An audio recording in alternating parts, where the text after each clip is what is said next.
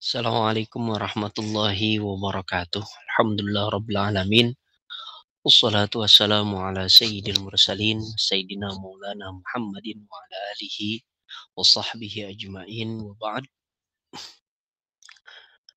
Eh, Pemirsa sekalian, kita berjumpa kembali dalam kajian fikih Imam Syafi'i, pembahasan kitab Al-Ghayah wa Taqrib karangan Al-Qadhi Abu Syuja'. Dan sebelum kita mulai, mari sama-sama kita baca surat Al-Fatihah, memohon kita kepada Allah Subhanahu wa taala, mudah-mudahan Allah senantiasa berikan kita kebaikan, Allah senantiasa berikan kita kemudahan, dan tentunya Al-Fatihah ini dikhususkan juga untuk muallif li hadzal kitab dan umumnya untuk kita semua. Al-Fatihah. Bismillahirrahmanirrahim. Alhamdulillahirabbil alamin. الرحمن الرحيم مالك يوم الدين إياك نعبد وإياك نستعين اهدنا الصراط المستقيم صراط الذين أنعمت عليهم غير المغضوب عليهم ولا الضالين. Hari ini kita masuk ke kajian tentang bab taharah, yakni tentang mengusap di atas khuf. Ya. Kita mulai, qala al-muallif rahimahullahu taala anhu wa radahu nafa'ana Allah bi'ulumihi fid dharain amin. Faslun.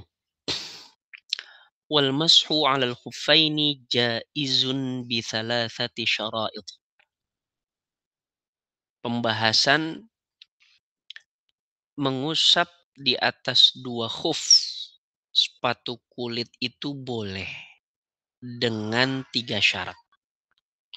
Dan sekalian, ini maksud dengan khuf itu adalah penutup kaki ya. Biasanya ini bentuk sepatu kulit yang biasa digunakan untuk musim dingin, biasanya seperti itu. Nah, kalau kita sedang memakai sepatu yang disebut dengan khuf ini, lantas bagaimanakah caranya kita berwudu ataupun bersuci? Apakah boleh kita tidak membuka sepatu, kita hanya mengusap khuf tadi, ya, mengusap sepatu kulit tersebut tanpa melepaskan khufnya? Dikatakan di sini bahwasanya mengusap di atas dua khuf atau sepatu kulit itu boleh, diperkenankan. Namun ada 3 syaratnya. Yang pertama, bahwasanya ayyabtadi'a lubsahuma ba'da kamalut thaharah. Dia ketika ingin melakukan ataupun mengusap kedua khuf itu, sebelum ia pakai khuf tersebut, dia dalam keadaan sudah sempurna bersuci, sudah berwudu terlebih dahulu. Wa ayyakuna satiraini limahalli ghaslil fardi minal qadamaini. Syarat yang kedua, kedua khuf tadi menutupi tempat membasuh yang fardu dari kedua telapak kaki. Yakni sepatunya itu menutupi bagian atas maupun bagian bawah dari kaki, dan juga area yang wajib untuk dibasuh ketika wudu. Sebagaimana kita ketahui bahwasanya yang yang rukun dari membasuh kaki ketika wudu itu adalah mata kaki. Ya, dari mata kaki ke bawah seterusnya. Artinya sepatu khuf itu harus menutupi mata kaki. Syarat yang ketiga, wa ayyakuna mimma yumkinu tatabu'ul masyi 'alaihima,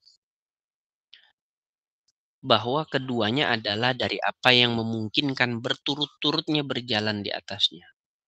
Jadi dipakai terus, ya, dipakai untuk berjalan, tidak dilepas-lepas. Dilanjutkan, wa yamsahul muqimu yawman wa lailah wal musafiru thalathata ayyam bilayaliyahunna.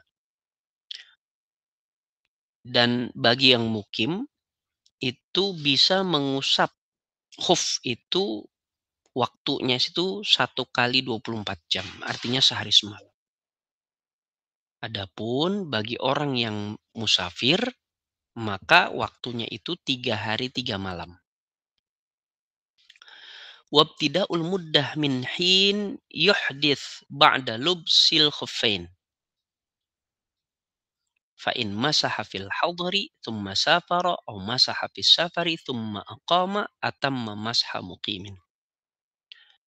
Jadi dimulainya masa, diperbolehkan masa membasuh khuf itu saat ia berhadas setelah memakai kedua khuf.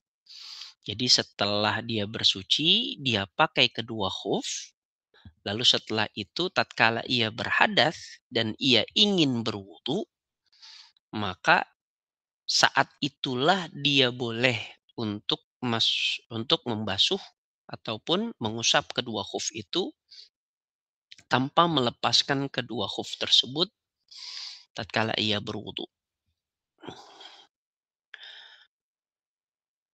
Lalu apabila fa'in masaha fil hadari, apabila ia mengusap kedua khuf itu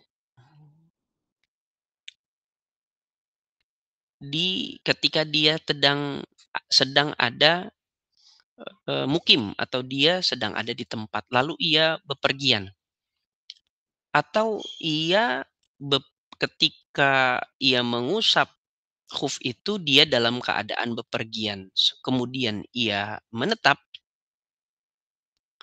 maka ia sempurnakan usapan itu.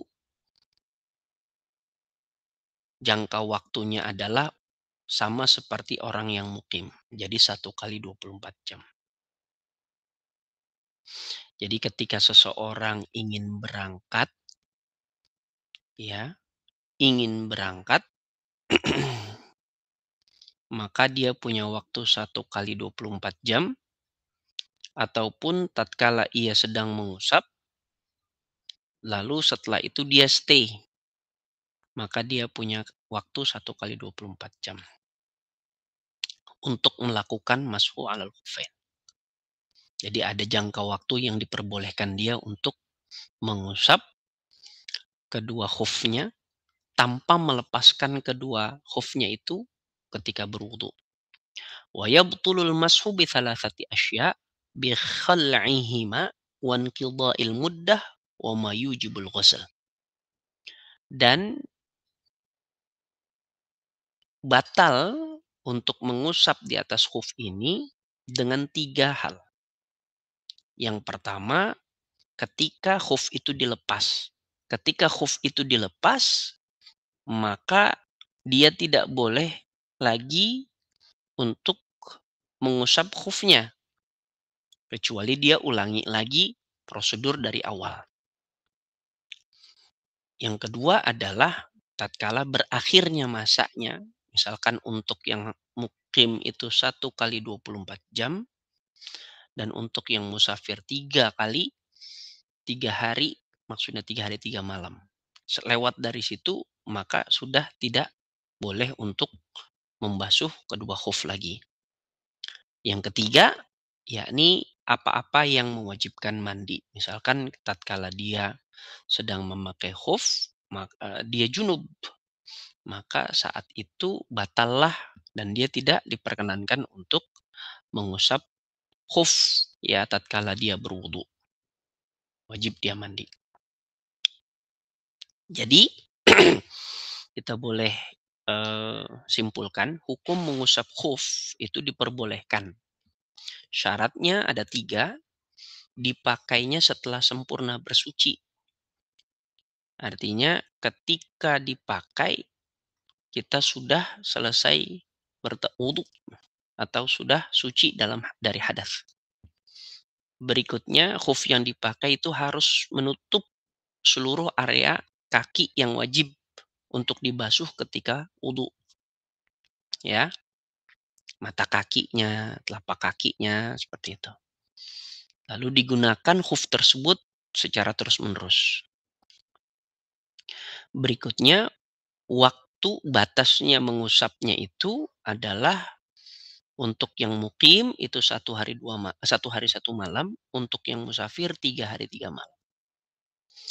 Kapan dihitungnya? Dihitungnya bukan pertama kali orang tersebut memakai khuf, tapi dihitungnya 1 hari 1 malam atau 3 hari 3 malam itu dihitung setelah dia berhadas. Jadi sudah dalam keadaan suci dia pakai khuf. Nah, tatkala dia berhadas, maka ketika dia mau ambil air wudhu misalkan, maka dia boleh mengusap khufnya. Ya, selama 1 kali 24 jam, jadi 1 hari 1 malam, dia boleh tuh wudhunya dengan tanpa melepas khuf, ya.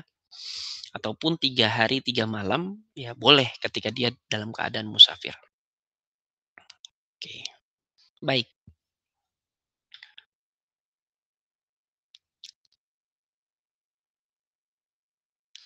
Perubahan tadi sudah saya jelaskan. Jika mengusap ketika mukim lalu bepergian, maka mengikuti waktu mukim, ya. Lalu jika mengusap ketika musafir lalu kembali mukim, maka mengikuti waktu mukim. Apa dalilnya? Yang pertama, dalilnya banyak dari hadis baginda Rasulullah SAW. Di antaranya, yakni hadis Jarir bin Abdullah. Bahwasanya sahabat Jarir bin Abdullah radhiyallahu taala pernah buang air kecil lalu wudhu dan mengusap kedua sepatunya. Seseorang bertanya, apakah engkau melakukan ini? Ia menjawab, ya, saya pernah melihat baginda Rasul buang air kecil lalu berwudu dan mengusap kedua sepatunya. Artinya, tatkala berwudu, dia tidak melepas khufnya, tapi dia mengusap khufnya, ya, tanpa melepaskannya. Anjaririn radhiyallahu anhu qol balan nabi sallallahu alaihi wasallam thumma tawadda wa masaha al Artinya Nabi sallallahu alaihi wasallam buang air kecil lalu berwudu dan mengusap kedua sepatunya. Hadis ini muttafaqun alaih. Berikutnya dari tabi'in, Hasan al-Basri, Imam Hasan al-Basri, beliau berkata riwayat tentang bolehnya mengusap sepatu ada di 70 tempat. Baik perkataan maupun perbuatan baginda Rasul. Ya. Artinya al-mashu 'alal khuffaini itu dalilnya itu mutawatir. Kuat sekali memperbolehkan seseorang untuk berwudu, ya, dan mengusap eh, al-khuf, ya, sepatu kulit, ya. Biasanya sepatu kulit musim dingin itu. Berikutnya hadis riwayat Bukhari Muslim, hadis Al-Mughirah bin Syu'bah. Beliau mengatakan sahabat Mughirah bin Syu'bah radhiyallahu taala saya bersama baginda Rasul sallallahu alaihi wasallam pada suatu malam dalam perjalanan. Saya yang menuangkan air untuk beliau berwudu, lalu beliau membasuh wajahnya, kedua tangan sampai siku dan mengusap kepala. Saya ingin membuka sepatunya tapi beliau bersabda, "Da'huma fa inni adkhaltuhuma tahiratain." Artinya biarkan keduanya, maksudnya jangan dilepas. Karena aku memakai khuf ini dalam keadaan suci. Lalu beliau mengusap keduanya. Ya.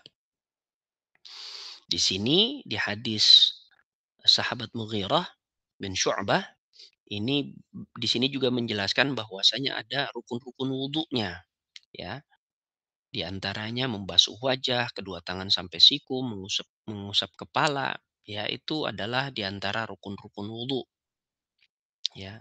Selain eh, apa namanya membasuh atau membasuh kaki, ya, ya dan tertib. Berikutnya ada juga hadis dari Sayyiduna Ali bin Abi Thalib yang diriwayatkan oleh Imam Muslim.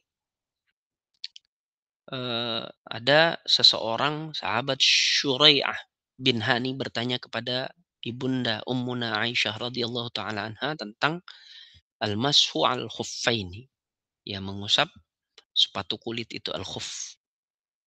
Lantas Ibunda Aisyah berkata, "Pergilah ke Sayyidina Ali karena beliau lebih tahu tentang hal ini." Ketika ditanya, Sayyidina Ali menjawab, "Baginda Rasul Shallallahu alaihi wasallam menetapkan 3 hari 3 malam untuk musafir bagi orang yang eee, mengusap khuffain dan sehari semalam untuk orang yang mukim dalam hal al-mashu 'alal khuffain, dalam hal mengusap sepatu ini.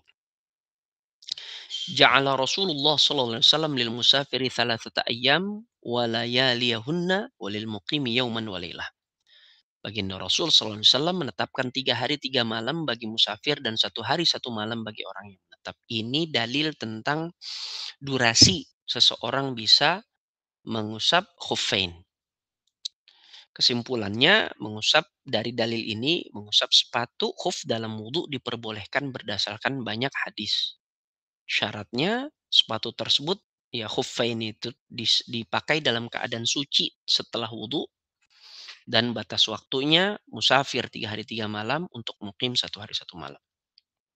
Berikutnya, hal yang membatalkan atau seseorang tidak diperkenankan lagi untuk al-mashu 'alal khuffain itu ada 3. Diriwayatkan dalam Imam Tirmidzi dan Imam Nasa'i, sedangkan lafal hadis ini dari Imam Nasa'i an Sufyan bin Asal radhiyallahu taala anhu qala kana Rasulullah sallallahu alaihi wasallam ya'murna idza kunna musafirin an namsaha ala khifafina wa la nanzi'aha thalathata ayyam nah ini dia, ghaitin wa baulin wa naumin illa min jinabah. Dari Sofwan bin Asal radhiyallahu taala an berkata, baginda Rasul sallallahu alaihi wasallam memerintahkan kami ketika sedang bepergian agar mengusap khuf kami dan tidak melepasnya selama 3 hari, ya, karena buang air besar, buang air kecil dan tidur kecuali dalam keadaan junub. Seperti itu. Jadi boleh mengusap khuf karena hadas. Oke, boleh. Namun kalau seandainya apa namanya? Dalam keadaan jinabah, dalam keadaan junub, maka batallah al-mashu al-khuffain. Artinya di sini dalil bahwasanya ketika seseorang dalam keadaan jinabah itu, maka batallah masa untuk al-mashu al-khuffain atau mengusap ketika berwudu, mengusap atas khuf itu. Jadi batalnya itu ada 3 sebenarnya. Tadi sudah saya sebutkan, batalnya itu lantaran satu, karena waktunya sudah lewat. Yang kedua, ketika dilepas, ya, ketika dilepas maka sudah batallah al-mashu 'alal khuffain. Yang ketiga, ketika seseorang tersebut dalam keadaan jinabah. Ya, ketika dia junub maka otomatis batallah al-mashu 'alal khuffain tersebut. Hadirin sekalian, itu merupakan pembahasan kita pada pertemuan kali ini. Mudah-mudahan kita semua mendapatkan manfaat. Mari sama-sama kita akhiri dengan hamdalah. Alhamdulillahirabbil alamin. Sampai ketemu di lain waktu. Assalamualaikum warahmatullahi wabarakatuh.